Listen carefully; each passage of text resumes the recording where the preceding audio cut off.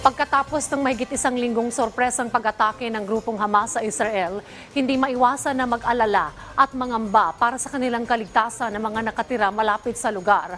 Kagaya na lang ng ilang OFW sa Jerusalem. Ang detalye sa report ni Dick Villanueva. Nag-aalala pa rin ang mga Pilipino sa Israel kahit isang linggo na nakalipas simula nang sumiklab ang giyera sa pagitan ng Hamas at Israel. Ito ay matapos ang isang surpresang pag-atake ng teroristang grupong Hamas sa border ng Gaza at Israel. Marami sa mga kababayan natin sa kibbutz ang nabalot sa takot at ang ilan sa kanila ay nasawi sa bakbakan ng militar at terorista. Batay sa datos ng Department of Foreign Affairs, aabot sa humigit kumulang 30,000 overseas Filipino workers ang nagtatrabaho sa bansa at karamihan sa kanila ay caregivers. Si Carl Dungan at May Flores Sobrevega ay mga caregiver din sa lungsod ng Jerusalem.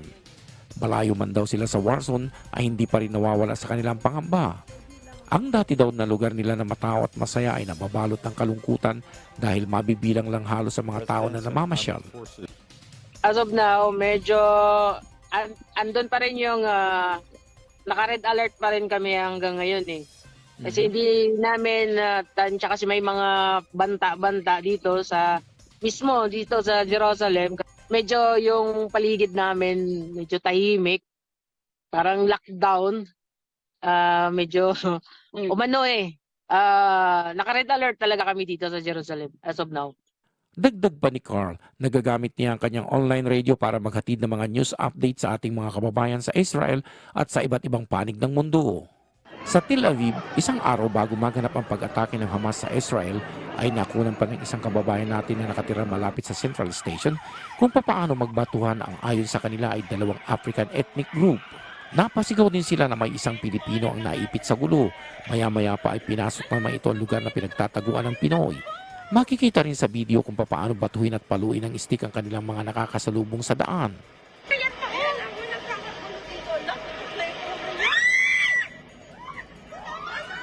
Ayon kay Carl at May Flory, wala naman daw silang planong magpa-repatriate sa ngayon dahil ang kanila mismong mga amo ay wala pa rin planong magpa-evacuate. Subalit kung aabot hanggang Jerusalem ay mapipilitan na daw sila dahil sa mga babala nilang natatanggap hinggil sa bomb attack. Siguro magpa-repatriate na siguro kami kasi planning for good na talaga. As in, so ano pang magagawa natin, hindi naman matitigil ang gulo dito. Mismo yung kaibigan ko na yung anak niya is police dito. Talagang gigirahin daw talaga. Kaya mag-iingat lang daw talaga kami dito. Ang Jerusalem is yun yung target nila ngayon. Nagigpit na rin sa Jerusalem ang mga otoridad at lalong-lalo na sa mga Palestinians na gustong pumasok at magdasal sa Al-Aqsa Mosque.